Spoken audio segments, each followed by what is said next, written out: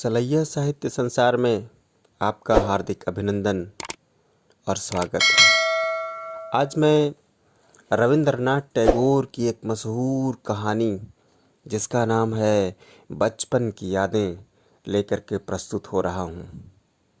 मित्रों, आपको खबर है बचपन बड़ा अद्भुत होता है। जैसे जैसे जीवन के दिन बीतते जाते हैं, बचपन की स्मृतियाँ आँखों में तैरती हैं, कभी याद बन करके, कभी एक तराना बन करके गूंजती हैं और कभी सांसों में घुल जाती हैं। जब कभी आदमी किसी पेड़ की डाली के नीचे अकेले सुनसान में अपने बचपन को याद करता है तो वो स्मृतियाँ ऐसे कौंध जाती हैं, बारात की तरह एक एक करके निकलने लगती हैं। आज आपके समक्ष बचपन की यादें नामक कहानी जो रविंद्रनाथ टैगोर के द्वारा लिखी गई है प्रस्तुत है। जब मैं बहुत छोटा था, नौकरों के पास रहा करता था। उस दिन धनी परिवारों के लिए यह सामान्य बात थी। बच्चे अपनी माँ को रात में ही देख सकते थे। बीमार होने पर पिता से उनकी मुलाकात और भी कम होती थी। नौकर ही देखभाल करते और कहानियाँ सुनाते थे। एक ऐसा ही नौकर मेरे यहाँ था जिसका नाम ब्रजेश्वर था। उसके केस और दाढ़ी भूरे रंग की थी। चेहरे की चमड़ी सूखी और तनी हुई थी। स्वभाव से गंभीर था। सोच समझकर बातें करता था। मैंने सुना कि पहले वह गांव के किसी स्कूल में पढ़ाया करता था। छुआछूत के मामले में बहुत कठोर था। नहाने के लिए तालाब में जाता तो डुबकी लगाने से पहले पानी को 5-6 बार इधर उधर हटाता। नहा कर लौटते समय वह रास्ते पर इतनी सावधानी से चलता था कि कोई छूत उसे न लग जाए। खाने के मामले में बहुत लालची था। हम बच्चों की थाली में पूरा खाना कभी नहीं परोसता था। दूर बैठकर पूरी हिलाता रहता और पूछता, तुम्हें और चाहिए? उसके पूछने का अंदाजा कुछ ऐसा होता कि मैं ना ही कहता। एक बार ना कहने के बाद हाँ कहने का मौका न देता। दूध के कटोरे भी उसे बहुत पसंद थे। मुझे भी दूध पसंद नहीं था। कम खाकर भी मैं कमज़ोर नहीं, ताकतवर ही था। कभी बीमार भी नहीं पड़ा। पेट दर्द किसे कहते हैं यह मैं नहीं जानता। जब स्कूल जाने का मन न होता तभी पेट दर्द के बहाने किया करता।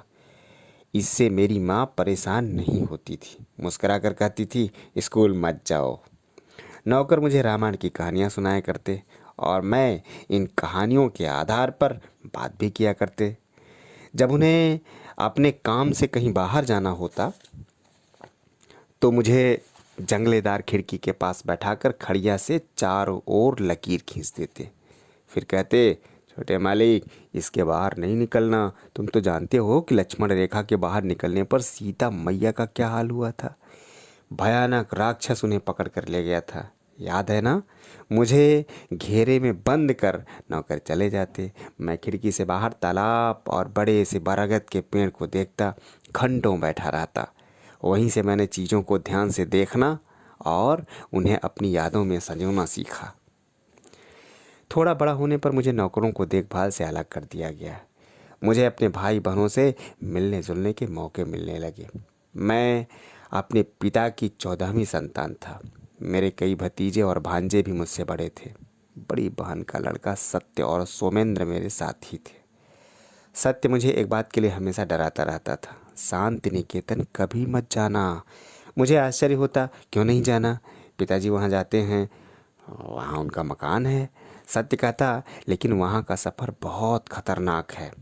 वहाँ रेलगाड़ी से जाना होता है और रेलगाड़ी तो मौत का फंदा है, मौत का फंदा। लोगों को इधर उधर फेंकती चलती है। मैं जब बड़ा हुआ तो पहली बार रेलगाड़ी से शांति निकेतन गया। तब जाना कि रेलगाड़ी की यात्रा वैसे भयानक नहीं थी जैसे सत्य ने बताई थी। मैं जब 8 साल का था, मुझे पढ़ाने एक मास्टर जी आया करते थे। एक बार बरसात के मौसम में सड़कों पर पानी भर गया। मैं चाह रहा था कि मास्टर जी ना आए, लेकिन मेरी तमाम उम्मीदों को मिट्टी में मिलाता हुआ सड़क के किनारे मोड़ पर उनका पैबंद काला छाता दिखाई पड़ा। अब कोई उपाय नहीं था। मुझे नींद भी आने लगी थी। अजीब बात है कि उन्हें जाते ही मेरी आंखों से नींद गायब हो गई थी। शुरू शुरू में स्कूल जाने का मेरा बहुत मन करता। सुबह सत्य और सुमेंद्र को गाड़ी से स्कूल जाते देख मैं भी रोता गिड़गिड़ाता। आखिर मुझे भी स्कूल भेजा गया। घर पढ़ाने वाले मास्टर जी बहुत नाराज़ हुए। उन्होंने मुझे डांटते हुए कहा, अभी तुम स्कूल जाने की जिद कर रहे हो। वह दिन जल्दी ही आने वाला है जब तुम स्कूल न जाने के लिए रोओगे। और सचमुच वह दिन जल्दी ही आ गया। पहले ही दिन मुझे स्कूल से नफरत हो गई। प्रकृति के खुले आकाश से दूर एक कमरे में बंद होकर पढ़ना मुझे खराब लगता था। मैं स्कूल से छुट्टी के उपाय सोचता तो मुंशी जी मेरे भाइयों को अरबी फारसी पढ़ाते थे। उनसे छुट्टी के लिए अर्जी लिखवाने की विनती करता, लेकिन स्कूल में विज्ञान और चित्रकारी में मुझे मज़ा आता था। उन्हीं दिनों मैं कविता लिखने लगा। एक कॉपी में कविता लिखकर उसे जेब में लिया फिरता। सत्य और सोमेंद्र ने कविताएं पढ़ी तो उन्हें आश्चर्य हुआ। फिर मेरे शिक्षकों ने भी कविताएं पढ़ी और तारीफ की। यह बात पिताजी के पास भी पहुंची। उन्होंने कविताएं देखी और मुस्करा दिए। स्कूल से अरुचि होने के बावजूद मेरी पढ़ाई बराबर चलती रही। घर पर ही भाषा, गणित, विज्ञान, चित्रकला, संगीत सभी सिखाई जाते। शरीर को स्वस्थ बनाने पर भी जोर दिया जाता। घर में संगीत के स्वर भी गूंजते रहते। तरह तरह के लोग घर आते रहते।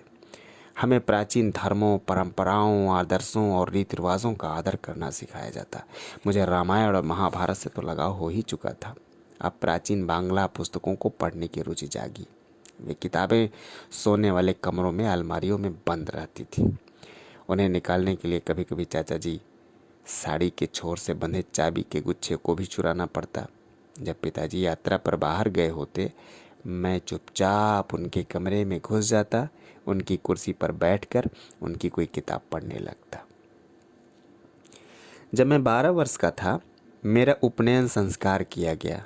केसरिया कपड़े पहने, सिर मुड़ाए, कमरे में गायत्री का जाप करने में मुझे बहुत मज़ा आया। मैं सिर्फ इस बात से परेशान था कि मुंडे सिर पर स्कूल कैसे जा पाऊंगा, लेकिन इसकी नौबत ही नहीं आई। उत्सव समाप्त होने पर पिताजी ने मुझे बुलाया और पूछा, तुम कुछ महीनों के लिए मेरे साथ यात्रा पर जाना पसंद करोगे? घर से निकलकर यात्रा पर जाने में मुझे बहुत खुशी हो रही थी। मैं पिताजी के साथ पहले शांतिनिकेतन गया। पिताजी के नज़दीक आने का यह पहला मौका था। पिताजी मुझे छोटे मोटे काम करने को कहते। मैं उनकी घड़ी में चाबी देता, उनके खुदरे पैसों को संभालता, भिखारियों को भीख देता। वही मुझे सब पता चल गया कि कविताएं लिखने के लिए शांतिनिकेतन से बेहतर कोई जगह नहीं थी। मैं बगीचे में नारियल के पेड़ के नीचे ज़मीन पर बैठ जाता, अपने पैर सामने फैला देता और लिखने लगता। कुछ दिनों के बाद हम अमृतसर गए। वहाँ पर 1 महीना ठहरे। पिताजी मुझे अंग्रेजी, बांग्ला, व्याकरण, संस्कृत व गोल विज्ञान पढ़ाते। वे सादा खाना खाते, जो मुझे भी अच्छा लगता था। इस यात्रा में पिताजी का दूसरा ही रूप देखने को मिला। जबकि अपने जन्म स्थान जोड़ा सांको में हम लोग उनसे डरते थे। घर लौटकर अपनी यात्रा के किस्से सबको सुनाया करता। माँ को मुझ पर बड़ा गर्व होता। घर में मेरे भाई ज्योतिरिंद्र और भाभी कादम्बरी मुझसे कविता से जुड़ने में मदद करते। माँ की मृत्यु के बाद बड़ी बहन सौदामिनी मेरा ख्याल रखने लगी। नाटक और संगीत के अलावा ज्योतिरिंद्र की रुचि घुड़सवारी और तैराकी में भी थी। वो मुझे घुड़सवारी और तैराकी सिखाते। एक बार मेरे लिए किराए का टट्टू लेकर के आए। मैं उस पर चढ़ कर के देहात की ओर निकल गया। मैं उस पर से सिर्फ इसलिए नहीं गिरा कि ज्योति दादा के भरोसे था कि मैं नहीं गिरूंगा। ज्योतिरिंद्र दादा नाटक लिखा करते। नाटक के लिए गीत मुझसे लिखवाते। नाटक के बीच जब वे गीत गाए जाते तो सबको आश्चर्य होता कि एक कम उम्र के लड़के ने यह गीत लिखा है। मैं 16 साल का हो गया था। मेरे भाई बहन मेरे भविष्य को लेकर के चिंता करने लगे थे। भाई सत्येंद्र नाथ ने सुझाव दिया कि मुझे इंग्लैंड भेज दिया जाए। वहाँ मुझे मैट्रिकुलेशन की परीक्षा पास करके कानून की पढ़ाई करनी थी।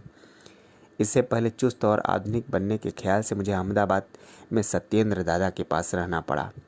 अहमदाबाद और मुंबई में 6 महीने रहने के बाद मेरे इंग्लैंड रवाना होने का वक्त आ गया। 20 सितंबर 1878 की शाम 5 बजे मैं समुद्री जहाज़ से मुंबई से इंग्लैंड के लिए रवाना हुआ। डेक के रेलिंग के पास अकेला खड़ा मैं जेटी और जहाज के बीच का बढ़ता हुआ अंतर देखता रहा। अचानक मुझे उदासी ने घेर लिया। मैं अपने पीछे भारत का किनारा ही नहीं, अपने बचपन को भी छोड़े चला जा रहा था। मैं फौरन डेक से हट गया और अपनी केबिन में जाकर के लेट गया। जय हिंद, वंदे मातरम।